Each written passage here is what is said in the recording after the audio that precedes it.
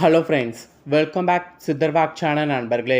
எனக்கு இந்த வீடியோவில் மிக முக்கியமான எச்சரிக்கையான ஒரு ஜோதிட தாள்களை தான் இப்போ இந்த வீடியோவில் அதிரடியாக பார்க்க போகிறோம்.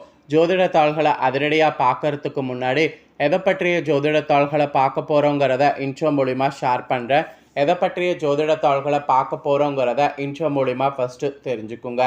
தற்போது 2025 ஆண்டு நடந்துட்டுருக்கு. இந்த ஆண்டில் மிகவும் முக்கியமான மாதம் மே மாதம்.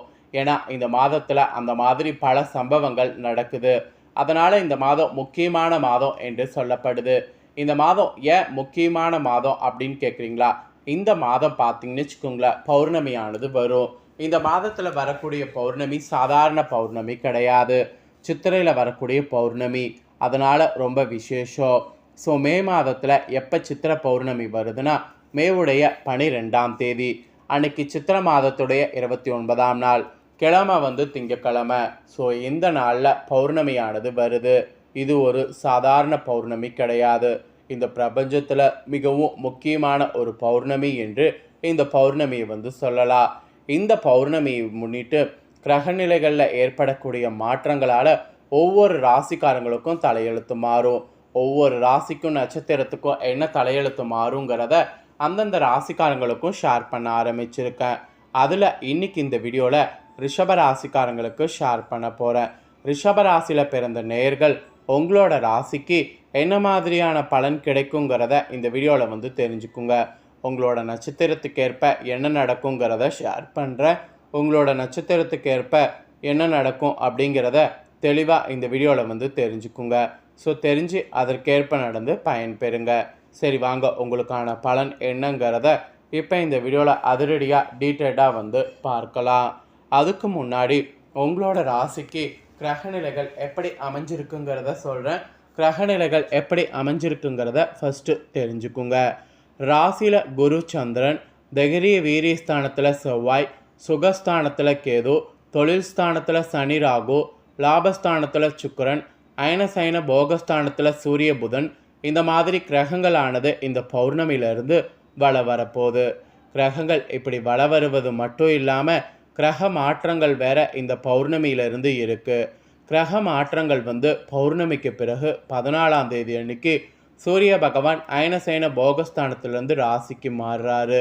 16ஆம் தேதி அன்னைக்கு புதன் பகவான் அயனசயன போகஸ்தானத்திலிருந்து ராசிக்கு மாறுறாரு. 31ஆம் தேதியிலிருந்து சுக்கிர பகவான் லாபஸ்தானத்திலிருந்து அயனசயன போகஸ்தானத்துக்கு மாறுறாரு. இந்த மாதிரி கிரக மாற்றங்கள்லாம் நடைபெறுது. இந்த கிரக மாற்றங்கள், கிரகநிலைகள் இதனோட அடிப்படையில் உங்களோட ராசி நட்சத்திரத்துக்கு இந்த பௌர்ணமியிலிருந்து என்ன பலன் நீங்கள் பெறுவீங்கிறத உங்களுக்கு சொல்ல போகிறேன்.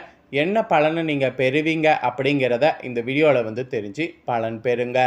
ஸோ ரிஷப ராசிக்காரங்க கார்த்திகை 2, 3, 4 பாதங்களில் பிறந்தவங்களுக்கு சொல்லப்பட்டிருக்கு.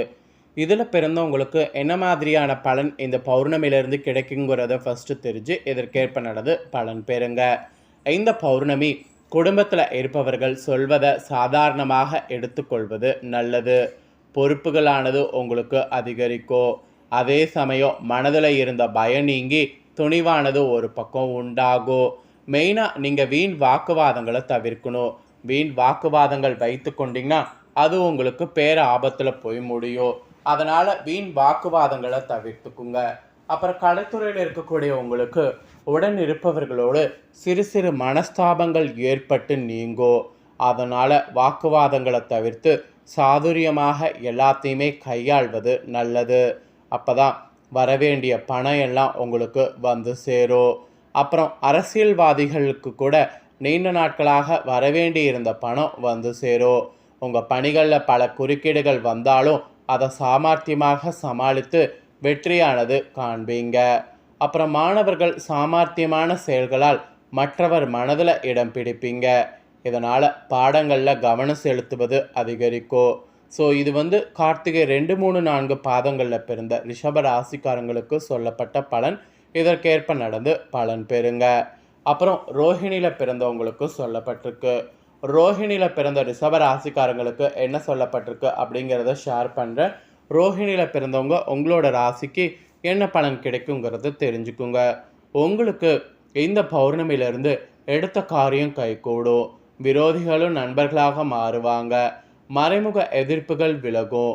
பணவரவு உங்களுக்கு திருப்தி தரும். கடன் விவகாரங்களில் எச்சரிக்கையாக இருக்கணும். உத்தியோகத்தில் இருப்பவர்கள் தொழிலில் முன்னேற்றம் காணணும். அதனால் நீங்கள் ரொம்பவே ஜாக்கிரதையாக இருக்க வேண்டும். உத்தியோகத்தில் இருக்கிறவங்க சில விஷயங்களை தவறாக புரிந்து கொண்டு சங்கடப்பட வேண்டியது இருக்குது. வாக்குவன்மையால் தான் உங்களுக்கு நன்மை ஏற்படும். குடும்பத்தில் இருந்த குழப்பங்கள் தீரும். கணவன் மனைவிக்கிடையே இருந்த இடைவெளிகள்லாம் குறையும்.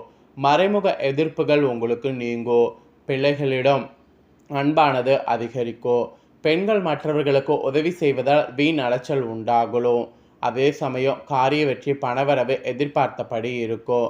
ஸோ அதனால் எதிர்பார்த்தபடி எல்லாம் இருக்குங்கிறதுனால அதை நீங்கள் கரெக்டாக மேனேஜ் பண்ணும் என்பது உங்களோட ராசி நட்சத்திரத்துக்கு இந்த பௌர்ணமியிலிருந்து சொல்லப்பட்டிருக்கு. அப்புறம் மிருகசீரிடம் 1-2 பாதங்களில் பிறந்தவங்களுக்கு சொல்லப்பட்டிருக்கு. இதில் பிறந்தவங்களுக்கு இந்த பௌர்ணமிக்கு பிறகு என்ன நடக்கும்னா, தொழில் வியாபாரத்தில் இருந்த போட்டிகள்லாம் குறையும். விரிவாக்கம் செய்வது தொடர்பாக ஆலோசனைகளில் நீங்கள் ஈடுபட்டிங்கன்னா ஜெயிக்க முடியும். பயணங்கள் மூலம் லாபமானது உங்களுக்கு கிடைக்க பெறலாம். மேல் அதிகாரிகளால் உத்தியோகத்தில் உங்களுக்கு நன்மை உண்டாகும். அதனால் உத்தியோகத்தில் நீங்கள் நினச்ச மாதிரி எல்லாமே உங்களுக்கு நடக்கும். அப்புறம் கடின உழைப்பும் மனதைரியமும் உடைய உங்களுக்கு இந்த பௌர்ணமியிலிருந்து மகிழ்ச்சி தரக்கூடிய சம்பவங்கள் நடக்கலாம். உடல் ஆரோக்கியம் ஏற்படும். எதிர்பாலினத்தரால் லாபமானது கிடைக்கக்கூடும். மற்றவர்களுக்கு உதவிகள் செய்ய வாய்ப்பு நேரிடும். பணவரவு கூடும். வீண் அலைச்சல் திடீர் கோபம் உண்டாகலாம். காரிய வெற்றி உங்களுக்கு கிடைக்கும். மதிப்பும் அந்தஸ்தும் உயரும். தொழில் வியாபாரத்தில் ஈடுபடக்கூடியவங்களுக்கு கடன் பிரச்சனைகள் தீரும். போட்டிகள் குறையும். நீண்ட நாட்களாக இழுபறியாக இருந்த விஷயங்கள் நல்லபடியாக முடியும். மொத்தத்தில் உங்களோட நட்சத்திரத்தில் பிறந்தவங்களுக்கு இந்த மாதிரியான பலன் கிடைக்கும் என்பது குறிப்பிடப்பட்டிருக்கு. ஸோ அவ்வளோதாங்க. உங்களோட நட்சத்திரத்துக்கு என்ன சொல்லப்பட்டிருக்கோ அதை தெளிவாக இந்த வீடியோவில் சொல்லிட்டேன். சொன்னதை நீங்கள் தெரிஞ்சிருப்பீங்க. தெரிஞ்சதுக்கேற்ப நடந்து பலன் பெறுங்க. இப்போ உங்களோட ராசிக்கு இந்த பௌர்ணமியில் ஒரு பரிகாரம் செய்யணும். அது என்ன பரிகாரம்னா, காரியம் கைகூடக்கூடிய பரிகாரம். நினைத்த காரியம் கைகூட சித்ரா பௌர்ணமி அன்னைக்கு இப்படி விளக்கேற்றுங்க என்பது உங்களுக்கு சொல்லப்பட்டிருக்கு. எப்படி விளக்கேற்றணுங்கிறத உங்களுக்கு சொல்கிறேன், அதையும் தெரிஞ்சுக்குங்க. சித்ரா பௌர்ணமி என்பது தெய்வ வழிபாட்டுக்கு மிக சிறந்த நாளாகும். இந்த நாளில் குலதெய்வ வழிபாடு, இஷ்ட தெய்வ வழிபாடு ஆகியவெல்லாம் செய்திங்கன்னா காரிய சித்தி ஏற்படும். ஜோதிட சாஸ்திரத்தின்படி சந்திரன் உயிராற்றலுக்கான கிரகமாக சொல்லப்படுது. அத்தகைய சந்திரனுக்குரிய நாள் பௌர்ணமி என்பதால் இந்த நாளில் நம்ம செய்யக்கூடிய வழிபாட்டின் மூலம் நம்மளுடைய எண்ணங்களில் இருக்கிறது எல்லாமே சூப்பராக இருக்கும். அதாவது ஒரு விஷயம் நிறைவேற வேண்டும் என்ற எண்ணத்தை நிஜமாக்கி இந்த நாள் நமக்கு கொடுக்கும். இந்த ஆண்டு சித்ரா பௌர்ணமி சித்திர நட்சத்திர நாளில் இணைந்து வருவது இது இன்னும் சிறப்பானது. சித்ரா பௌர்ணமி என்று நம்மளுடைய கோரிக்கைகள் விருப்பங்கள் நிறைவேற எளிமையான விளக்க பரிகாரத்தை செய்தாலே அளவில்லாத பெரிய அளவான பலன்களை பெற முடியும். பௌர்ணமி என்றுடைய அந்த நாள் அன்னைக்கு சந்திரனுடைய ஒளிக்காற்றுகள் நம்மளுடைய உடலில் பட வேண்டும் என்பதனால திருவண்ணாமலையில் கிரிவலம் செல்வது நல்லது. ஸோ இந்த நாளில் கிரிவலம் சென்றால் அவ்வளோ ஒரு புண்ணியம் நமக்கு கிடைக்கும். சித்ரா பௌர்ணமி என்பது ஒளிமயமான மிகவும் சக்தி வாய்ந்த ஒரு நாளாகும். தெய்வ சக்தி அதிகம் நிறைந்திருக்கக்கூடிய இந்த நாளில் நாம் குறிப்பிட்ட நேரத்தில் குறிப்பிட்ட முறையில் விளக்கேற்றி வழிபட்டால் நம்ம என்ன வேண்டிக் கொண்டாலும் அந்த வேண்டுதல் அப்படியே நிறைவேறும். இது ஆன்மீக பரிகார நிபுணர்களே கூறுறாங்க. அதனால தான் இந்த பௌர்ணமியில் விளக்கேற்றி வழிபாடு செய்யுங்கிறத சொல்கிறேன். உங்களோட பூஜை அறையில் சிம்பிளாக விளக்கேற்றி வழிபாடு செய்தால் உங்களுக்கு கண்டிப்பாக பார்த்தீங்கன்னு வச்சுக்கோங்களேன் நல்ல பலன் கிடைக்கும். அதனால் உங்கள் பூஜை அறையில் ஒரு விளக்கேற்றி வழிபாடு செய்ய மறக்காதீங்க. இதுதான் பரிகாரமாக உங்களுக்கு சொல்லப்பட்டிருக்கு. இந்த பரிகாரத்தை நம்பிக்கையோடு செய்து பயன்பெறுங்க.